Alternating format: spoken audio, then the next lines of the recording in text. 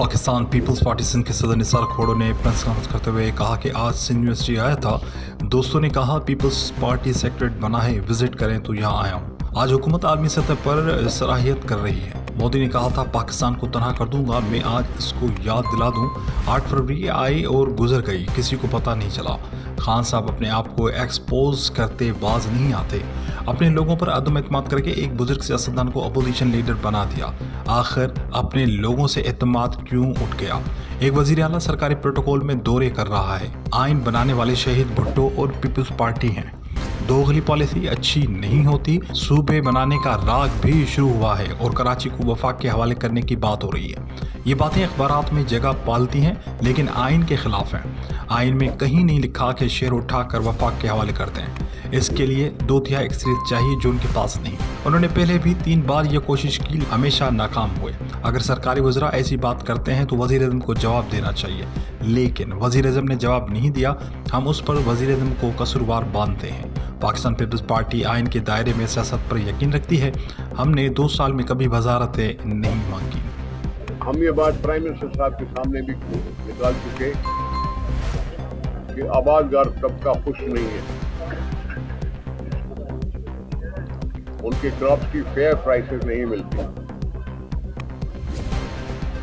ये चीखो पुकार का ही मतलब था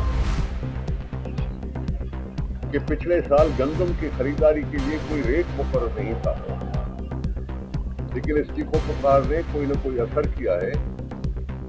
और कल परसों भी सीएम का एक बयान आया है कि जी 3,500 रुपए फी मन गंदम खरीदी जाएगी, सरकार खरीदेगी। टारगेट मुकर्रर करेंगे, क्या हुआ है 10 लाख टन और खरीदारी करेंगे। पहले कभी 12 लाख होता था, कभी 14 लाख होता था टन खरीदते थे। इस साल 10 लाख टन का कहा है।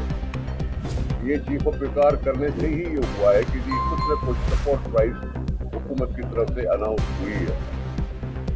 राइस कल्टीवेशन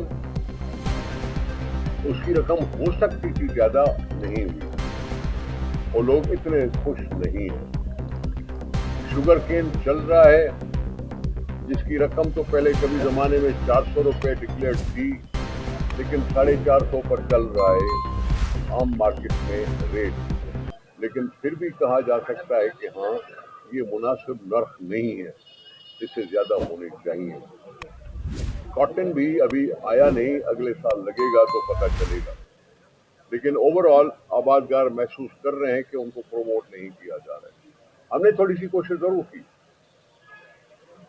कि गंदम लगाने के लिए अगर मार्केट में आपकी क्रॉप की रकम अच्छी नहीं मिल रही तो चलो छोटे आबादगारों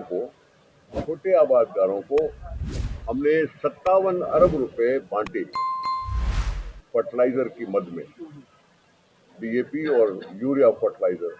जो भी गंदम की फसल लगाएगा उसको पर एकड़ 1 बोरी डीएपी की दी जाएगी, और जिसने गंदम लगाई है उसकी सर्वे करेंगे, फिर उसको 2 बोरी यूरिया भी दी जाएगी। इसकी कुल रकम बनती थी 57 बिलियन रुपीस। और आबादगार का मतलब है कि 25 एकड़ से ज्यादा का आबादगार न हो।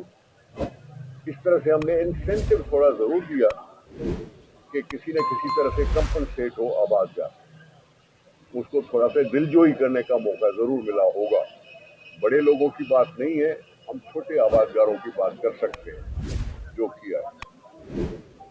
आम लोगों की मदद पीपुल्स पार्टी का मैं समझता हूँ सेवा रहा है। और आप करें न करें अप्रिशिएट, शायद दुनिया अप्रिशिएट कर रही कि 21 लाख घर बन रहे हैं।